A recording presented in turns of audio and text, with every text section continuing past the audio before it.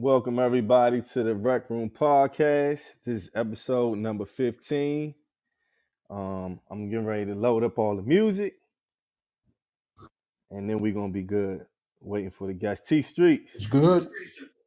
what's good? Chilling. I see Trey. I'm trying to load up this music. You got some background music too. Oh, my bad. We Good. Yeah, we good now. And Jamila. We just waiting for Trey. What's good with you though? Oh man, doing all right. You've been watching the playoffs or not really? I've checked out the last fourth quarter of each game, so Okay. yeah, I can't watch the whole games anymore. I just check out at the end, go to the end and see what I do happens. the same thing, but I do it because it be certain teams that I want to win, and I get anxiety when they don't. I get anxiety. I know I do, bro. I never said that out loud about Golden State, right? Hey, it's so funny that you said that. Remember when they were playing Houston, when James Harden and their team was ready to beat the Warriors? Yeah. And they was up 3-2, right? And man, I'm telling you, I went to bed early. I ain't even watched the game. I was so scared to watch it. That's how I be, bro. Like Bruh. I get anxiety. I try to get through it, Yeah, but it's like, hey, when I want a team to win, I turn. Yeah. And I turn back. I turn. I go to sleep. Wake up in the morning. Look at my app to see who won. Yeah, I do bro. that, bro. Hey, listen, bro. Let me tell you, one of the best modern innovations on YouTube is when they edit the games, bro. I watched the games in 9 minutes. I watched the whole game in 9 minutes. Do you do that with the Bum Bears? With the Bears? The Chicago Bum I Bears? don't. So first of all, that's a lawsuit. You know what I mean? That's defamation. I just want to know. You know what I mean? Secondly, no, I do not. I watch all my games live, brother. Okay. Justin Fields. As a matter of fact, we going to the Commander Stadium this season, so I'm going to be there. Oh, that's a So loss. if y'all coming, come on through. Okay. That's a loss. You feel me? What's the loss? You know y'all gonna lose, right? To who? To y'all? To us. Again. Who's your quarterback? Hey, we beat y'all No, it every doesn't time, matter. though, Trey. Absolutely Don't no. matter. We blasted y'all the last time we played y'all. Really? No, you didn't. Yeah. You lost Yes, we last did. year. We beat y'all last year. Oh yeah, yo, they was on the goal line for like 5 minutes and couldn't score. We won though. A dub Come is a on, dub. bro. What y'all two to nothing? Hey, it's a win. Dub Come is on, a dub, bruh. man. Come Well, on, bro. let me. I'm gonna stop the music Do and your thing. Jamila uh, coming in the room, bro. I just spoke to her like 4 minutes ago. yeah, I seen she joined. And then all she had to do is hit one of the empty spots, Gotcha, calling number 4 Gotcha. or 5, whichever one, and then she'll Yeah. be on live. Yeah. But I just want to introduce this podcast. Welcome to the Rec Room Podcast. This is episode number 15. This episode is titled Breaking Generational Curses, Debt, and Mindset, right?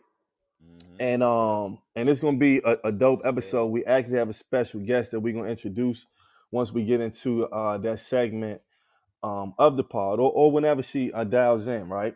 Mm-hmm. So I'm your host, E1, or you call me E.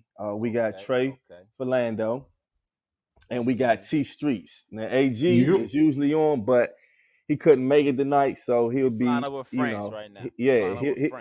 He'll be with us in spirit. To start the show off, though, I just want to say I lost a high school friend, man, and Bro, I just want to say rest Sorry in to hear peace to Fode. I'm sorry to hear that. He was very loved, super solid person. Bro. He passed away of prostate cancer, and he's only, he's my age, 42.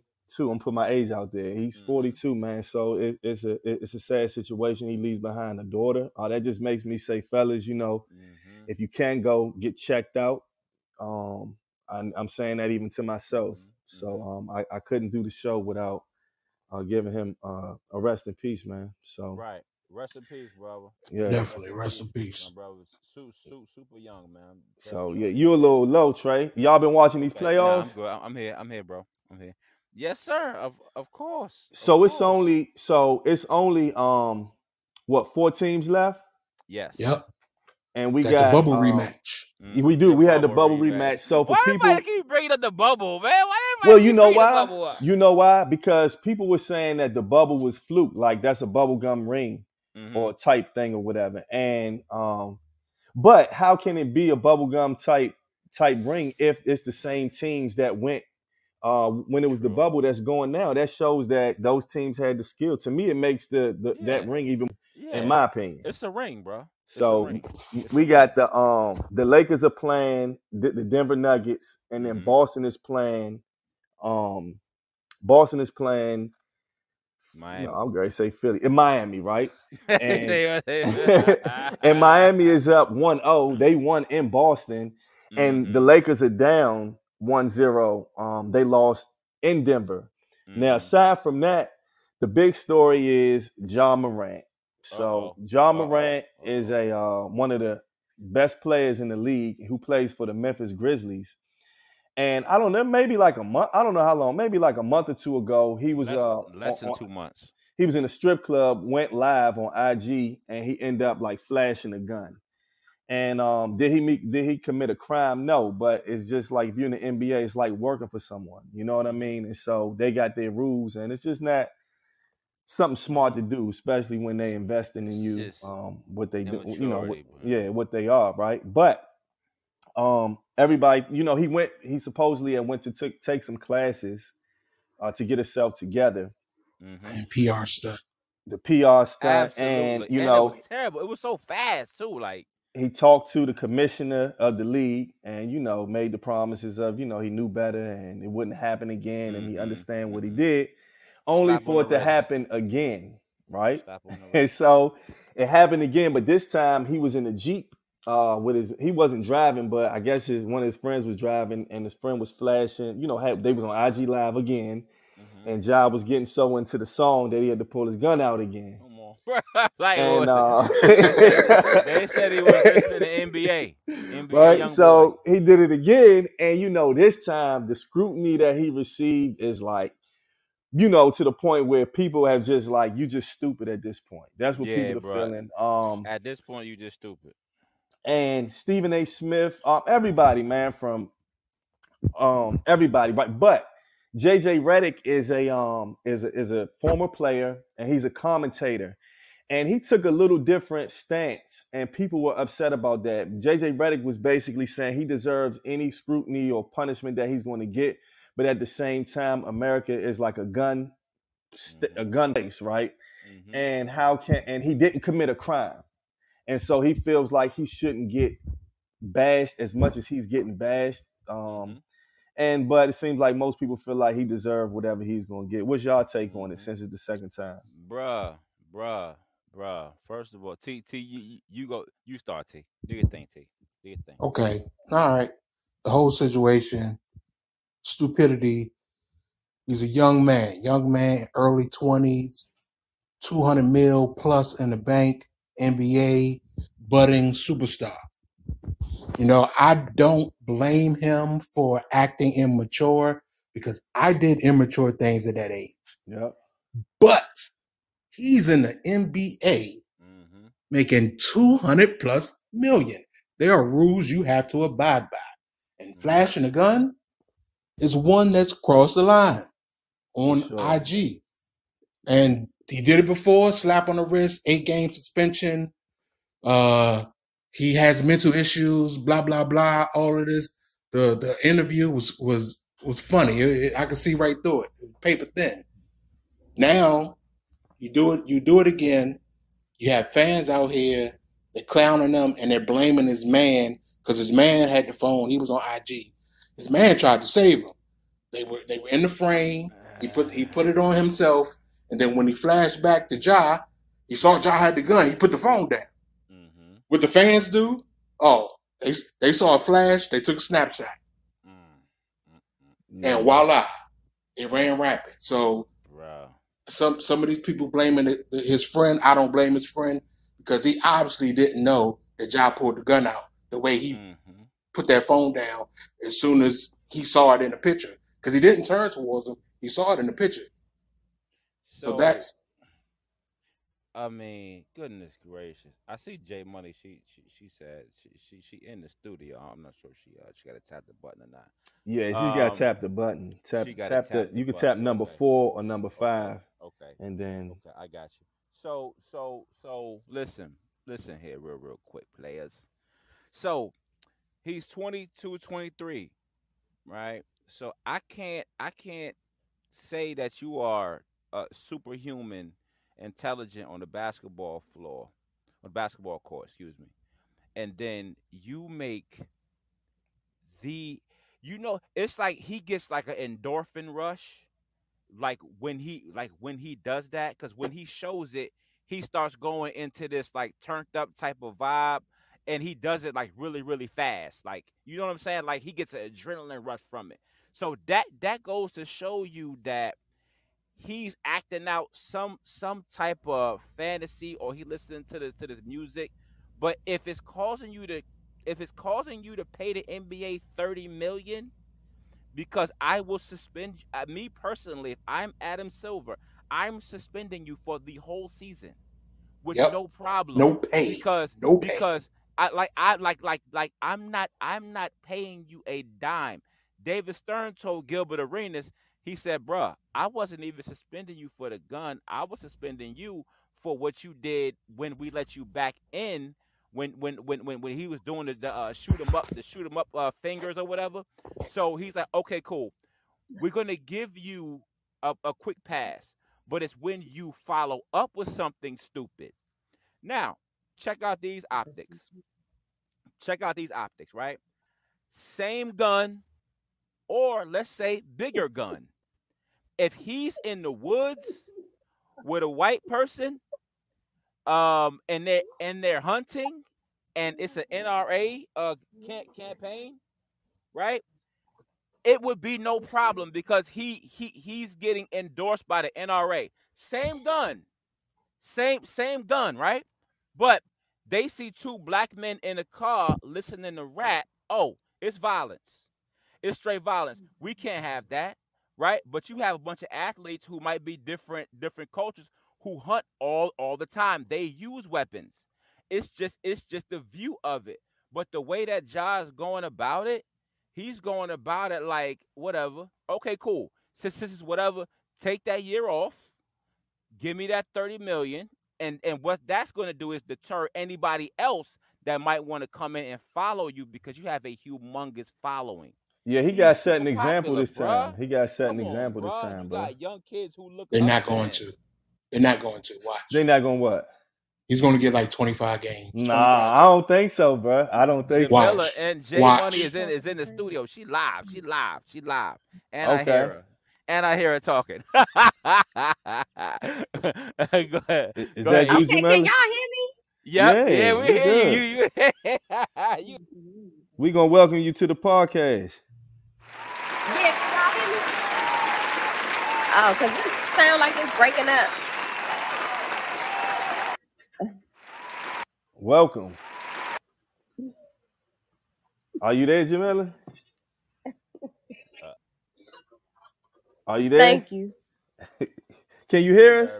Yeah, I'm here. I'm still here. Nervous. All right, good. Okay. I just say laughing and giggling. But welcome. like, What? Went out. can y'all hear me? Yes. Can you hear We us? can hear you loud and loud. Like, what? We hear you loud and clear. So yeah, it must be my service then, because it's Oh, like it's y'all cutting in and out? voices is breaking up, but Oh, okay. I'll be it's what just it is. chopped up. We though. breaking up. She got that iPhone. She got that new iPhone. Oh, the iPhone is where it's at. Nah, I got the old Android, iPhone, bro. but it's No, I been have holding an me down. iPhone, sir. She got the iPhone 30. I got the Android, and I'm good in here. I never have phone problems, right, guys? I never have phone problems. Hey, we don't No, even want. I'm hey, good now. I can hear we y'all don't even now. want to Okay, get into we that. in it. Well, We in it. welcome to the podcast. I just got one more. This is something, Jamila, that you probably can chime in on. this I want to talk about companies and employees that are at odds over return to office policies, right? So everybody knows that during the pandemic, it was a situation where a lot of people were teleworking, and for some people that was their first time really able to telework, period, from work from home. And what people experienced was a great work-life balance. And now that the pandemic is over, a lot of companies want face-to-face interaction. And to me, it's really about, a lot of it's about, they're paying for lease space and and they want people to be in the buildings because they're paying for the space.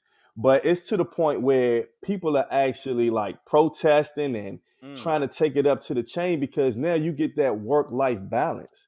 And if you can get your work done while you're home, why would there be a need to go into the office? So for me personally, I've experienced where I was already kind of teleworking before the pandemic. And because of what I do, I still had to go in during the pandemic, but just not every day. Right. But I'm gonna be honest, the work-life balance when you telework is amazing compared to having to go in the office every day. You know what I mean? And and people having a real issue with it. I don't know if any of you all telework or whatever or have experienced that, but I can understand people being up in arms about having to go back to work, especially 5 days a week. Right. Right. So with that, that's a definite situational thing depending on your industry, right? Right. I know that my wife, she does telework. I did have to go in, plus running a company. We were still moving, right? But as far as if I was in a field where I could be home, I would rather be home. But but in the sales field, if those sales numbers are down, they like, yo, we need y'all to come back ASAP, because we want you to be in this culture so we can monitor you more. But at the same time, if I'm still hitting my quotas, if I'm doing what I have to do, and y'all said remote, which is the reason why I applied for this position, you feel me? So that's going to be the issue. It's people that got hired for these companies during the pandemic, when they're like, yeah, it's fully remote, right? So if it's fully remote when I got hired, and you trying to have me come into the office, oh nah, I got a problem with that. Yeah. You know what I'm saying? That's just me. That's me personally. But yeah, and then it was advantageous for you. You're still making income, but like you said, a lot of big companies, they can't get out of these leases. Exactly. You might have signed like a 5-year lease, right? So we need bodies, we need butts in seats. You know what I'm saying? Because I cannot get out of this lease. I do remember during the height of 2020, right? The height of the pandemic in Chicago, huge downtown buildings were empty, but people still had to pay those leases because they were locked in. But at the same time, people that can get out of the leases, they were like, yo, we can save money on the lease. So it's really situational on which companies can get out of that lease. That's a really big point of why I need you to come back. I'm paying for you to be here. So that's a big point. That's a big point. And yeah, it kind of sure. So y'all ready to get into tonight's topic? Of course. Let's rock. Yes, All right. Well, let's get to it. So, like I said at the beginning, the name of this pod is Breaking Generational Curses, Debt, and Mindset. And we have a guest, Jamila, on with us tonight for this particular topic, right? And so I'm gonna just open up by, what is a generational curse, right? So a generational curse is a habit or behavior that has been passed from one generation to the next. Parents strive to make sure that the life they lead will help their children live a better one. Children practice what they have learned on their own and what they have gathered from generations before them, right? And so in the black community, or let's just say minorities, period, because I don't want to just keep it to black, just minorities, period. We don't really experience generational wealth, right? And I think it's kind of something that is really spoken about now, opposed to when our parents or parents were growing up. I don't even know if there was an opportunity to even gain generational wealth, right? Absolutely. Nowadays with the internet and everything, there's just so much information out there about there's just so much. Put like this, in this day and time, there's no reason for you not to have the knowledge to at least try to apply to actually gaining generational wealth or making strides toward that, right? So there's an article that I'm gonna just some of the article I'm gonna read, and it's by this some site called CAP. I don't want to say their name like it's nothing, but I've never heard of the site, but this article was pretty dope, and I'm not gonna read the whole thing, but I'm just gonna read some of it, and it says eliminating the black-white wealth gap, a generational challenge. And I'm not trying to make this like a black-white thing. It's just more about, that's just the way that the article is titled, but it's still a dope article. So it says the importance of household wealth has become abundantly clear during the COVID-19 pandemic. Wealth is the difference between what families own, for instance, their savings and checking accounts, retirement savings, houses and cars, and what they owe on credit cards, student loans and mortgages, among other debt, right? So it says, yet wealth is vastly unequally distributed across the United States. Black households have a fraction of the wealth of white households, leaving them in a much more a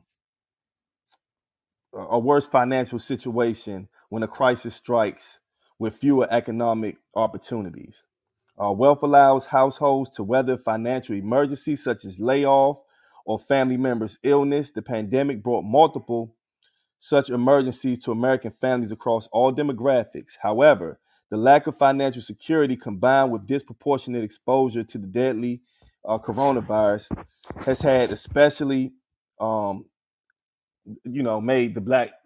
especially affected the black community, right? Absolutely. And so that leads to the discussion tonight, right? Now, when it comes to generational wealth, it's like I just think to myself, like, wealth means like wealthy. So my first question is, do you think that generational wealth can only come from you being like a entrepreneur? Like what are ways to, I guess, to set your family straight for the next generations? I could tell you one simple way that a lot of minorities do not take advantage of, and that's life insurance. Life insurance. Talk to them, T. Life insurance is a simple way of starting it. It may not help the parent or the guardian that applies and pay for this coverage, but as long as you learn some type of understanding of what this money can do for you or do for your kids, you pass that down. So when you pass, that money go to your kids. You have to make sure you get a good amount, because some people do enough just to pay off their bills, and that's it. But you really, it's a whole ordeal. Myself and Trey, we used to work, or we were business partners with this company, World Financial Group, and we went around, talked to people, help them out with their finances, and in return, we helped them get life insurance coverage. During this process, we learned about how money works in a bank, about how those percentages, how the numbers really add up. And I always knew that putting your money in a savings account was BS, because, I learned some of those things, and put it in a savings account, never really, the interest, you get like a penny after a year. Right. And we learned how that worked once we were like 24, 25, 26, in that range. Yeah. And we learned how the percentages work. And then we learned about life insurance and how, our families, 9 times out of 10, we don't even want to talk about death at all. No. But very true. You live like you're not gonna die. Right. Basically. But that's probably the first and foremost, one of the simplest ways to create generational wealth, No, that's because very that's what everybody, or all these established people and families have done. Yeah. So Jamila, I want to give you a proper introduction. Can you tell the people a little bit about yourself? Yes. So my name is Jamila Houston, and Millionaire. I Jay am Money. You from understand? DC, Come on, man. Southeast. Bang. Talk Now, to why would you do us, that? One Jay time, Money. no, one time. I mean, you know, I'm No. just give it a shout out. You know, No, we That's it. hyping you up. We That's hyping it. you. You You know don't what I mean? mean like Southeast. shootings. You Yeah, don't I mean like just, you know, that's shootings. just like that was a shout out. It was a shout out. That is ridiculous. No, seriously, it was. No, I mean, it was a shout out. It was a That's boost up. showing Like, love. yeah, That's showing love. I really like, was. No, I was Y'all showing That's love. showing funny. love. Jay Money, go ahead. Yeah, so I'm an entrepreneur. I've been in business for myself for 4 years. I got my own cleaning business for residential and commercial cleaning. Killing the game. Oh, that's what's up. Yeah. So I've just been on a journey. It feels like I've been in business for more than 4 years because it's just been a lot. But So I mean, what I think made I'm doing you? pretty good for a first generation There you entrepreneur go. because I ain't have nobody to look up Talk to about do that. this. So I Talk spent about hours in front of the laptop, like just looking for the stuff that I didn't have around me. So, Mm. yeah, that's how I learned. What made you even want to go into business for yourself like that? I mean, I always wanted to do something, but I just didn't know what that was going to be. Like, just control my own time. That was my thing. Because I never really liked the idea of somebody telling you when you could come, when you can go. Yeah. Like, you know, your lunch break and this and that and the third. You can't take off when you need to. Like, it was a lot. Like, growing up, I thought about that a lot. Like, I just want something that I can control. For sure. Yeah. So that's what made me really pursue it. That's what's good. What are like the so my uncle, I have an uncle who was entrepreneur, and it was to the point where he quit his job and he was strictly doing just the music stuff, right? And he faced a lot of so it's when you have a job, there's challenges, a 9 to 5, and then there's challenges also when you're an entrepreneur. And do you feel, Jamila, like do you feel it's harder to be an entrepreneur versus working for someone? Like, what are the hardest challenges in your opinion? Yeah. Yeah, it's definitely hard working for yourself rather than somebody that you're working for. You don't do half the work that they do. So Yeah, because when like you're an it's entrepreneur, it's like easy. 24/7. There's no, Exactly. Like it never stops. Yeah. So yeah, it's definitely easier to just collect the check. Like Right. you know what Punch you're in. doing for a few hours throughout the week. Yeah, You know, they're gonna give you what they give you and send you on about your business. for So sure. that's easy because you ain't gotta pay attention to. I mean, you do need to pay attention to your taxes and stuff coming out, but Absolutely. it's like you gotta start a payroll. You not just receiving the check. Yeah. Yeah. Whole So nother ball it's game. yeah. When you behind the curtain and you really seeing what all goes into running a business, like it's So, definitely not for the weak. I say that because so I Jay could have Money. been quit. So Jay Yeah. Money, let me ask you. So you are early 30s, right? Hmm. So without you having seen anyone that you personally knew and you jumping out there, what actionable steps did you take to keep your mindset strong? Like, what kind of books did you read? What kind of mentors? What kind of videos did you watch to keep you locked in?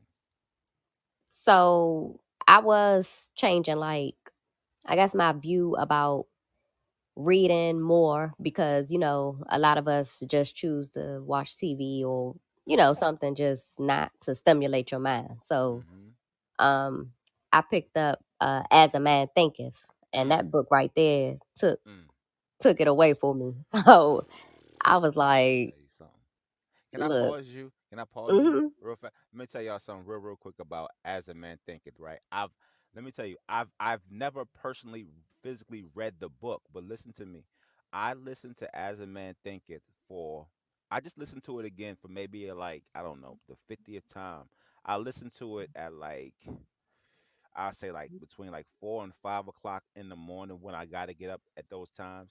It's like you just thinking about, you are listening to somebody talk about how powerful your mind can be, and your mind is so powerful that whatever you plant there is going to grow, whether it's negative thoughts or if it's positive thoughts, right? So when you said it, it just, I mean, listen, As a Man Thinketh, whoever listens to this tonight or listens to it tomorrow, if you're trying to get on a path, that's a powerful tool. It's a free audio book that's on YouTube. My bad, J Money. I had to plug that. I had to plug that one. Go ahead. no, it's fine. So Yeah, that's what kind of motivated you. yeah, it's a mental shift. Like Mm. when you start to really pick up things or read stuff that you normally don't read, it definitely open up some doors that, you just be a bit oblivious to when you try to, I guess, try to do the same things, but you're not knowing that it's other stuff out here that we need to know. Mm. Like you So, caught so up in the distractions, yeah, of the world. it's hard to it's really hard to when you talk about generational wealth and stuff, it is really hard to be an entrepreneur because it's like you're betting on yourself, Mm-hmm. and you don't there's no it's no fallback. It's like either you do it or you fail. But Mm-hmm. I have the utmost respect for people who are able to own their own company because I know the sacrifice and what it takes for it to be for you to flourish in it and just to keep going. I've just seen there's a lot of blood, sweat, and tears when it comes to it, and I was trying to think to myself like like I say now it's like an abundance of information that's out there for whatever you want to do in life. And do you all think that of course, you have certain families. There's some minority families that's been rich for centuries, right? But it's Mm-hmm. not the majority. Mm-hmm. And why do y'all think that that maybe it wasn't talked about? Because I'll tell you this, right? When my mom was born, I guess she'd probably be mad, but I'd say this, but I think she was born in the '60s or whatever, right?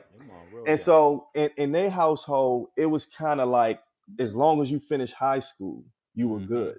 Right. So it wasn't really no like, look, you're gonna finish high school and then you're gonna go to college. It wasn't like that. It was back then. It was like you finish high school and you get a job, right? Yeah. And by that being the case, that I just think back then it wasn't thought about because it wasn't that much opportunity. Oh, I'm about to get out of here. For the generations, for you to even try to achieve things that can bring generational wealth, right? Right. And I believe that's why it's like I believe back then, and like I said, it's probably some parents that did instill that in their children, but overall, I'm just thinking that the information wasn't as abundant as it is now, and now you have more people that's actually trying to learn about it and do it. Right. Because go ahead, T. Go ahead, T Streets. What you think? Is he on mute? Is he on mute? Is he on mute? Go ahead, Trey. Okay, so with me even having a 9 to 5 and developing a fantastic work ethic at a very young age. My first job, I was laying carpet around New York City with my uncle who had his own carpet company.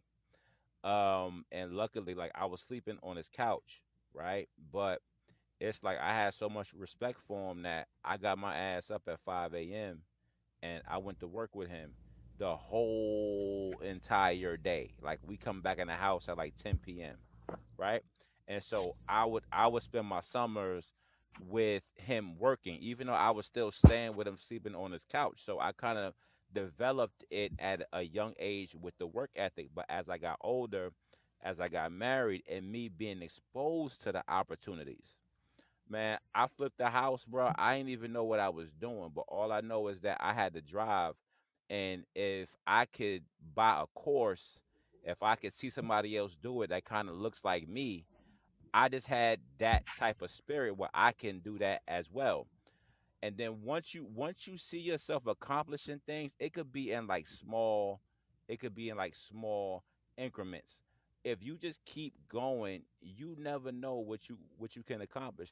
But to go back to your question, E, like growing up, man, it was you have a scarcity mindset, or you can have an abundance mindset. Luckily, when I was younger, my mom was stable. She was in the army, right? So we had like army housing for a nice amount of time until I hit like 10 or like 11. Then once she got out the army, she didn't really plan on life after that. No investments, no prospects, nothing like that, right?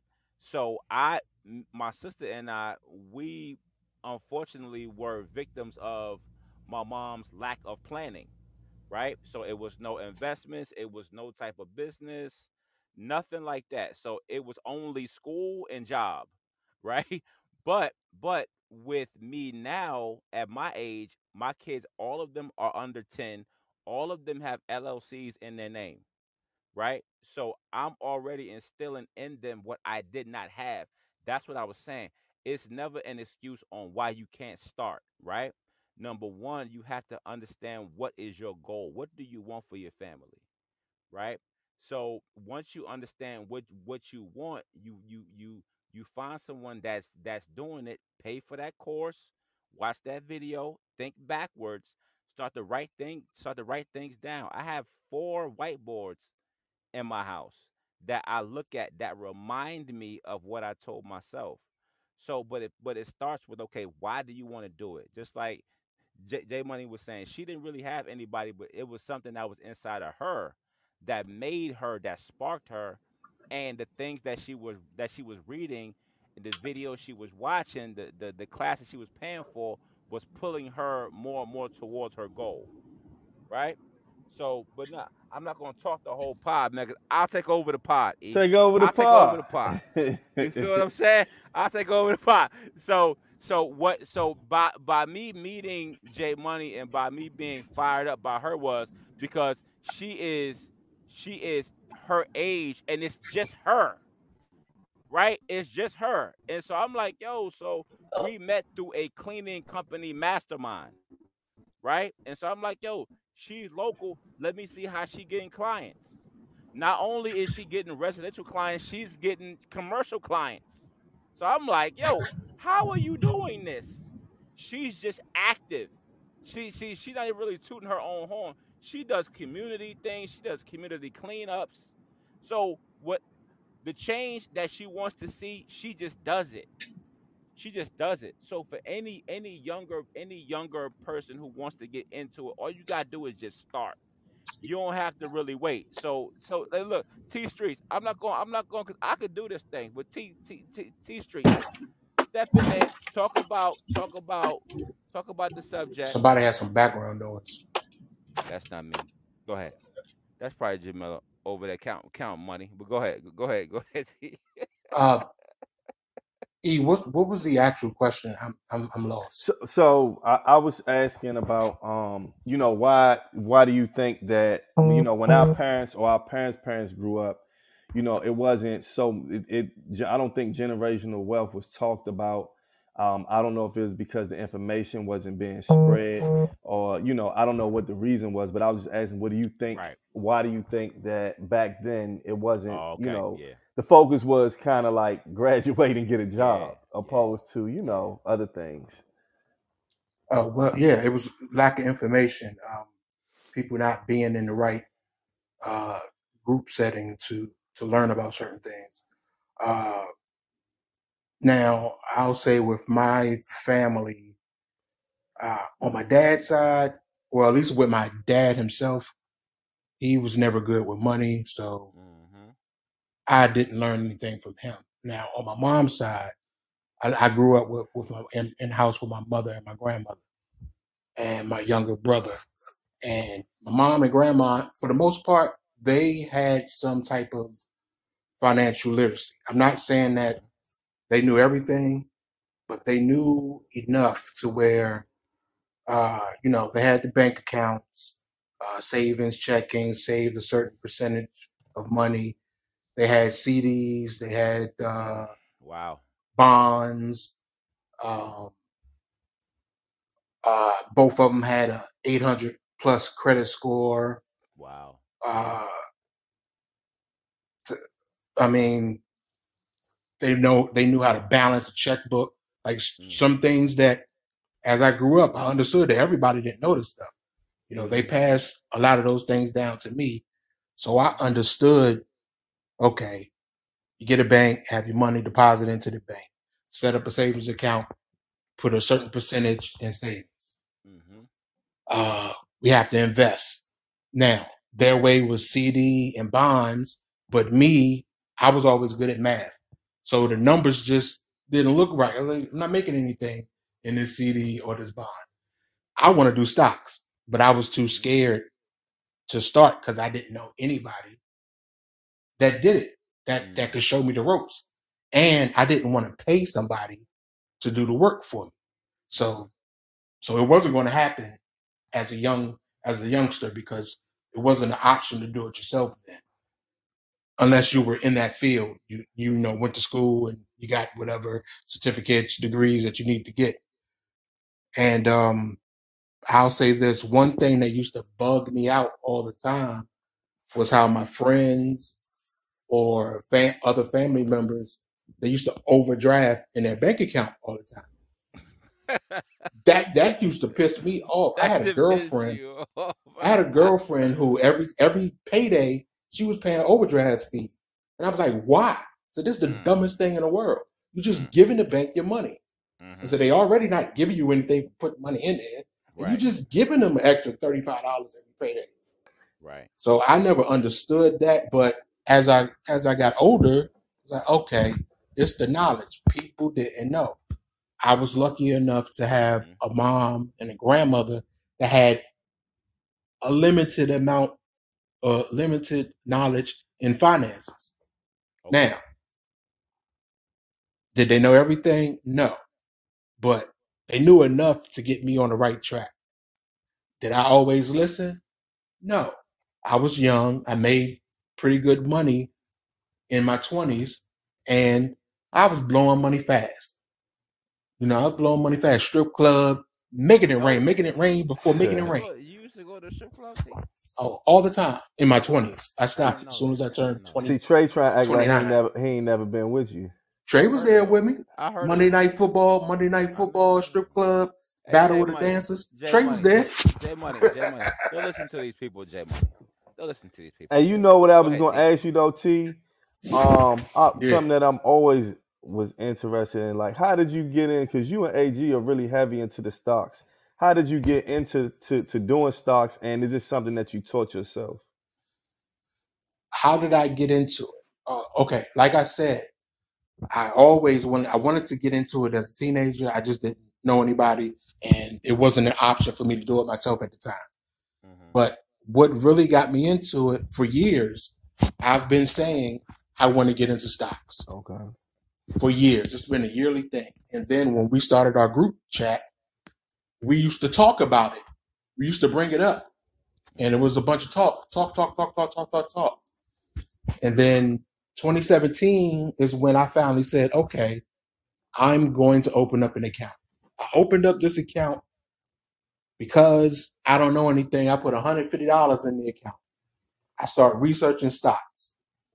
And when you first start out, your mindset is, let's get the cheapest thing out there and let's see if it pops.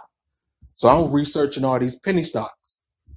And there's a car charging stations for electric cars. I find this penny stock. It's like, it's at 25 cents a share. So I'm like, okay, I got $150.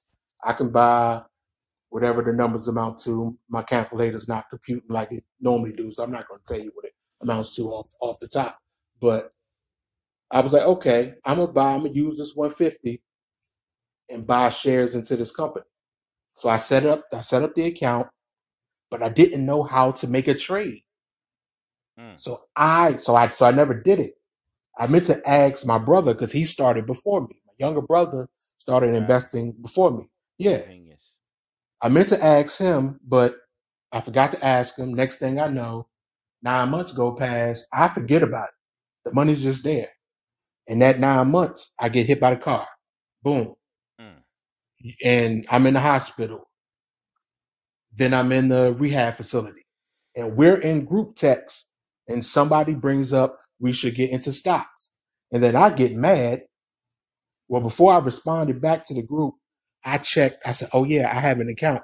I checked the account and I checked that one stock that I wanted to invest in to see how much it was worth. And when I went through the history for the past 9 months of what that stock did, if I would have bought them shares at 25 cents, when I researched it, said this may pop. If I would have bought those shares at 25 cents a share, by August of that same year, it had ballooned up to $27 a share. So whatever I would have made a good amount of money. I would have made a great amount of money for a first investment. And so I was mad. I was laying in the bed, pissed because I never made the investment. Then I went into the group chat and I bombed on all of y'all. It's like, y'all always talking shit and don't ever do anything. Right. And from that point on, that's when I started investing. And then you got good at it though. Yeah, then I got good at it. But that was because myself, you, and Alex, we all started at the same time. And we just shared information. And when COVID happened, it was like the explosion because everything was cheap. Everything was on the low. And what I did, I just bought everything. I said, okay. You bought everything. Buy. Now, I made a lot of mistakes because I shouldn't have bought everything. But that's how you learn. Yeah, that's how you learn. But stocks is based on, right, how much you put up, though. It's like anything, right? You know, like, in order to make I'm related to making a flip, you're going to have to, it depends on how much you're putting up, basically. So how many shares that you're buying, right? Not exactly. If you look at it that way, yes. What you want to do is change the mindset. And that's the one thing with anything, the mindset has to change. You shouldn't worry about the dollar amount because it's all about the percentages. It doesn't matter if I invest $1,000 in Apple, you invest $100 in Apple. If Apple goes up 25%, we both made 25% off of that money. Yeah. The difference is you made $25. I made $250 because I had more money in. Because you put more in. Yeah, but we both made 25%. And if you look at it in the percentage game, then once you see something work, then you're like, okay, if I buy more of this company, now you have to do your due diligence, got to do your research, because you can't just invest in anything willy-nilly and think it's going to go. You have to find great companies out here to invest in. And that was my process. That's one of the things that I did to pass the time while I was on the Mint was invest, research. And when COVID was going on, that it seemed like everybody was a YouTuber giving advice on stocks. Right. That's all I saw on my timeline. Absolutely. That's all I saw. Let me, Jamila, you there? You hear me? Yeah, sorry, I was on mute. I want to ask a quick one. No. You're fine. So to add on to T, because listening to T talk, he's getting me pumped up. So by you taking that step out into being a full-fledged entrepreneur, was it people that you already knew who saw you and you gave them confidence to probably start and do the same thing with investing in yourself? Well, it's been like a journey of the entrepreneurship life, personal development, which normally we don't. That goes hand in hand. It goes hand in Yeah, hand, doesn't it? It goes hand in hand. There you go. yeah.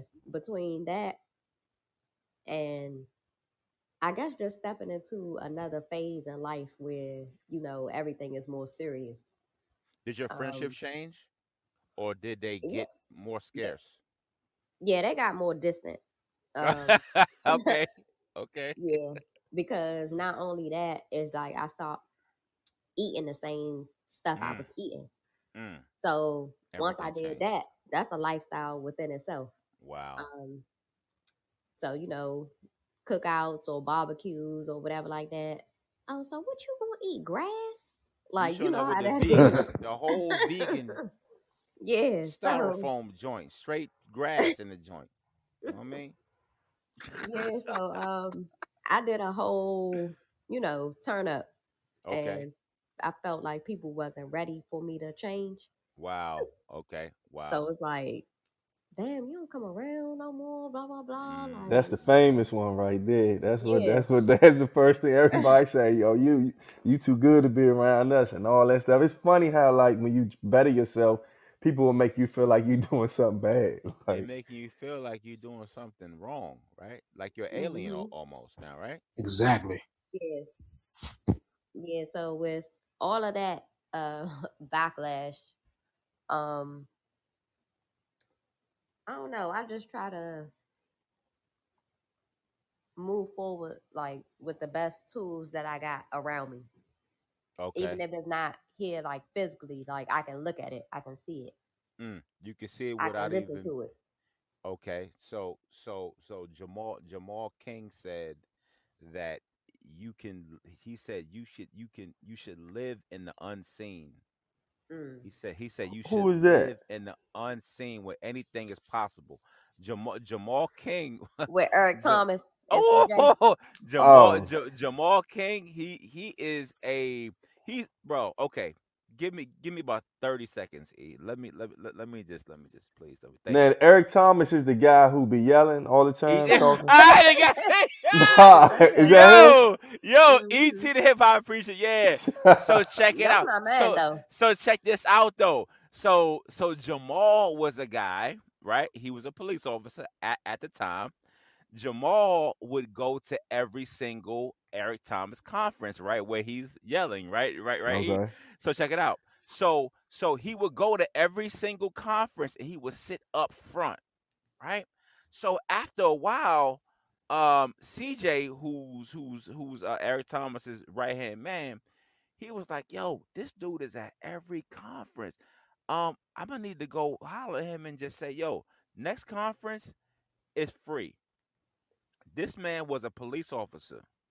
He started investing in the south side of Chicago when he was 21, 22, right? His father was a police officer. His brothers were police officers. He started investing in South Side properties in war zones when he was in his early 20s. When he retired at the age of 40, I believe, he was a millionaire off of his investments. Are He you stayed serious? he stayed a police officer going driving around his properties that were in the hood where in these war zones. But check this out, during his journey while he was at the police department, when he was trying to get money up to invest in different places, his this is why I asked Jamila the question about her friends and about her environment. His environment saw what he was doing. They started lending him money to close deals. And so by the time he was 40, this man's a multimillionaire. He's a part of a group right now to build $1 billion skyscrapers in this in Chicago. But what he was doing was he wasn't resting on his own laurels of what he knew as an investor. He went to Eric Thomas to find that extra motivation.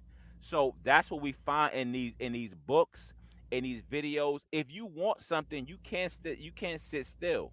Just like Jim Rohn talks about, he talks about the weeds growing around your feet. Whatever you want to do, you can just go create it. Like what T was talking about, he understood. Okay, cool. This is what my mom does. This is what they do. Okay, cool. So he got the tools early. In my situation, it was all lack. Everything was lack. I've been through evictions. I slept on couches. I was bouncing around. So I didn't have that. But once I saw it at a later age, I jumped in it. And so I wanted to try to become everything that I didn't see. Because I'm like, I know what it is to be there, but I want to try to make this money grow. Back in the day, me and T, we got into an investment group. We learned how to do presentations. I spoke at colleges. I never spoke at a college before I spoke at a college. You see what I'm saying? Yeah. But Right. but once I got the motivation to do it, that just propelled me. Then I made the right choices with the person that I married, that I choose to spend my time with and have my children with, who share those same morals, right? So you can still do your 9 to 5, but you can create whatever you want to create while you're still doing that. And Jamal King is a huge testament to that, right? So he's the 9 to 5 millionaire. He's on IG. His story is fantastic where he started, but he's just one person. We can all be different phases of that. That's why I love what Jay Money's doing, because her cleaning business is just one thing, but she also does other things because she's a full-fledged entrepreneur.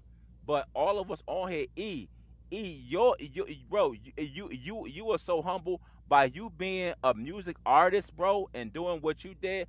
We all follow our dreams on this podcast. For sure. And that's just to give somebody a kickstart to be like, hey, listen, whatever you want to do it. Don't trip off your job. I just told you about Jamal King.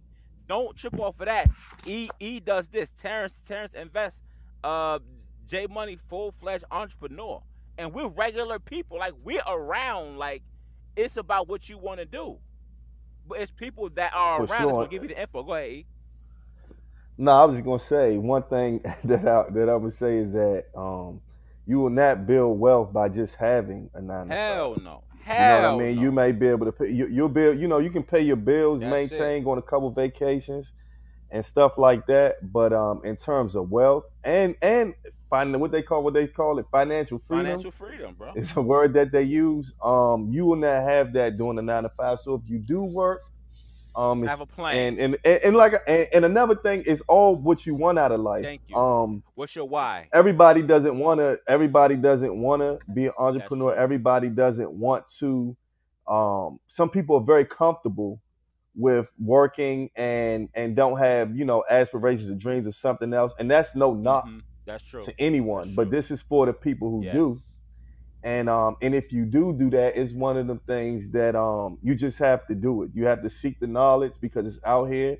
And after you seek the knowledge, you have to apply it. And like you said, you can work a job and also do other things to try to, and grind it out. grind it out and get build you it, money. I and build mean, it. Yeah. I had to work 2 jobs in order to put a studio, in my house. So the 9 to 5 thing does work, but I did that so I can have something else There to you make go. money from There and you do. go. So you just got to make it work for you Actionable if steps. that's what you want to do with your life. You know But what I don't mean? complain. Don't complain because you're not where you want to be, but you're not putting that work in to follow and be patient. And that's the thing too, man. Like the microwave society, like today that we have, like so many people, you want it so fast because you might see a YouTube video, right? And you'll be Yep. like, yo, I'm trying to go flip. Man, look, it requires research. You got to pay somebody for this information. It takes time.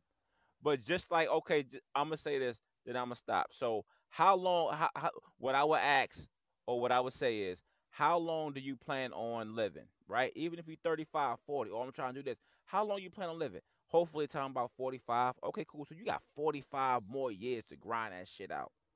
You got 45 more years to get the information and to build it. And you can enjoy it, but you can pass that thing down to your children and to your grandchildren. So whatever you looking at, whatever you idolizing, you can actually become that. But you gotta write that thing down. You gotta start reading books as a man thinketh. What triggered my mind was Rich Dad Poor Dad, right? When I was doing what that pulled me into real estate. Just reading the book pulled me in. I did a flip. I was like, oh my God, I made money. I didn't even know what the hell I was doing, but I was just following the steps. That was it. And that's all it is. And you can still work where you work, but you can still make that money on the side that can fund your way out of where you are. So I just wanted to add that. For sure. Right. And just to add on, if you want to truly achieve generational wealth, it does start with making your money work There for you you. go. Because, like I said, life insurance is the quickest, well, not the quickest, but one of the easiest things you can do to create it for the next generation. And as long as they follow the same path, buying life insurance, paying their life insurance, they can do the same thing on going on, so on and so And on. they can use it But you have to while make they the money alive too. work for See, you. don't Go forget ahead. about the cash benefit. Yeah, You know yeah. what I mean? You could use it while you're alive for the Yeah. cash benefit, depending on Yes. what type of policy. What type of policy You have to be in that specific type of policy. Yes. But Whole life. you want to make your money work for You you. don't have to die to use it if you got the right policy. Right. Just like teachers was saying, you can invest over time. Now we sat down with a lot of people, me and T. We sat down with people Yep. who did not look at life insurance as something that was important to them, but the long term thinkers were like, "Yo, I'm gonna pay $700 for this policy because 10, 15 years from now I can pull from it, or God forbid something happens to me, $1 million is going to my family, or 500,000 is going to my family." You can set up your children beautifully through life insurance, but we're not looking at life insurance until somebody asks you the question after somebody dies. Did y'all have life insurance? Life insurance. You understand what I'm saying? So you have the abundance mindset versus the lack mindset. Where if you out here having these kids, you have to have information to tell them, show them a different way. If you didn't learn it, become that person that you wanted to be to teach somebody else on how to better their Another situation. Go thing, ahead.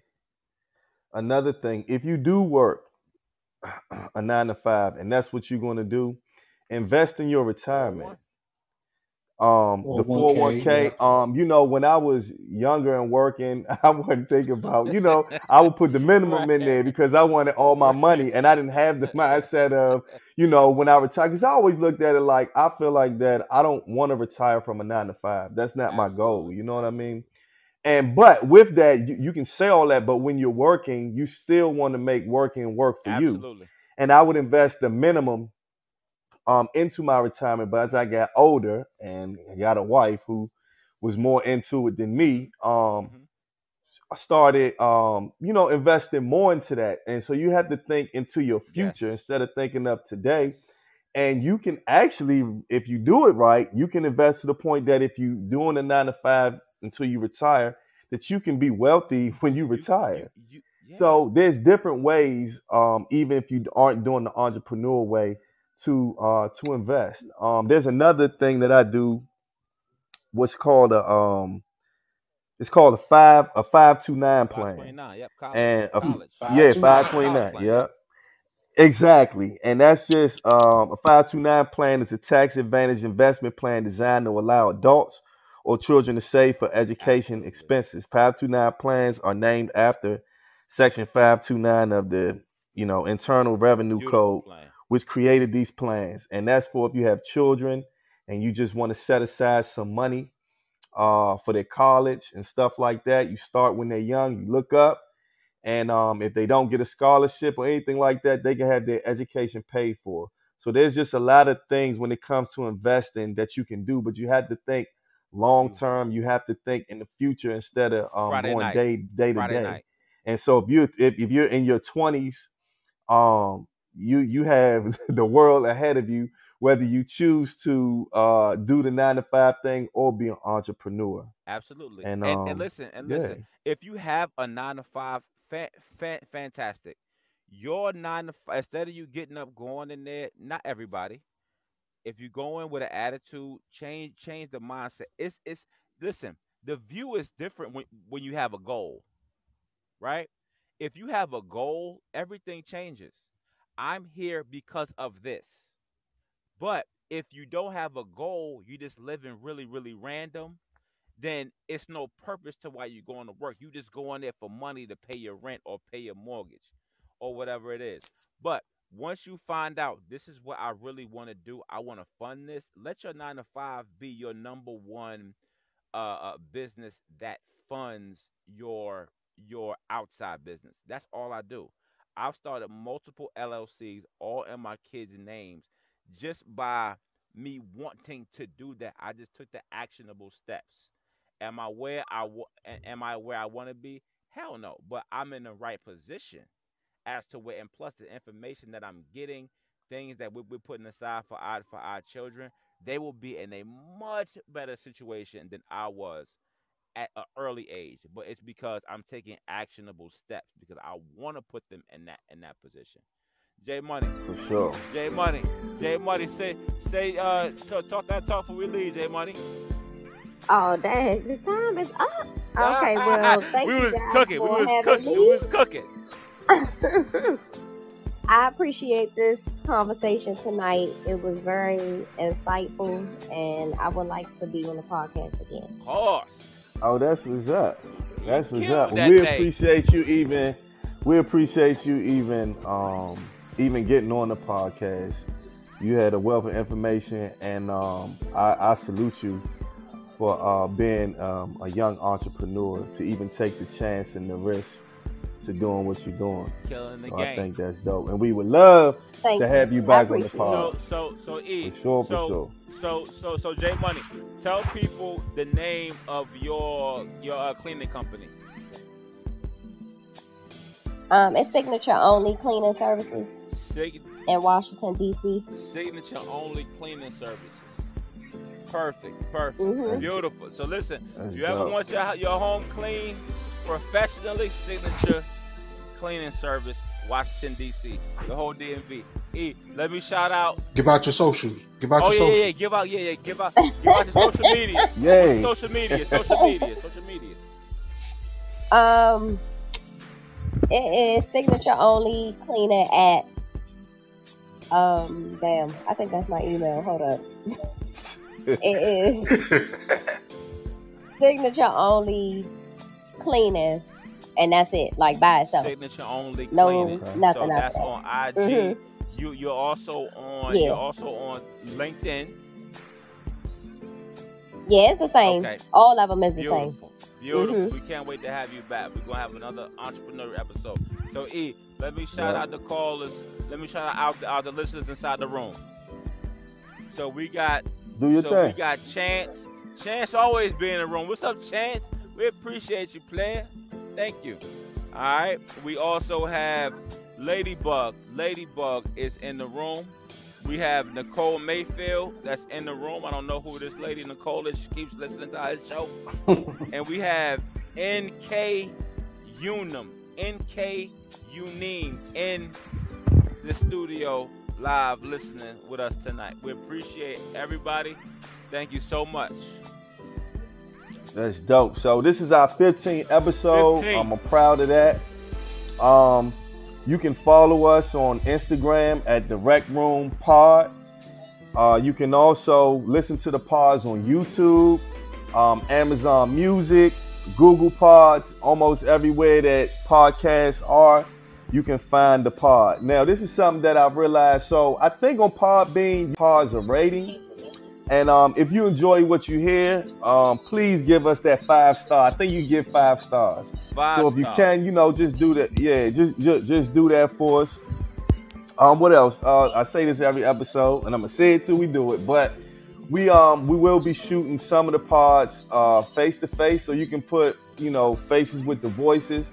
That's coming really soon. I'm hoping within the next month. I know I'm not hoping. Within the next month, we will be shooting some of the pods live, or not live, but on film. So I can't wait for that. Absolutely.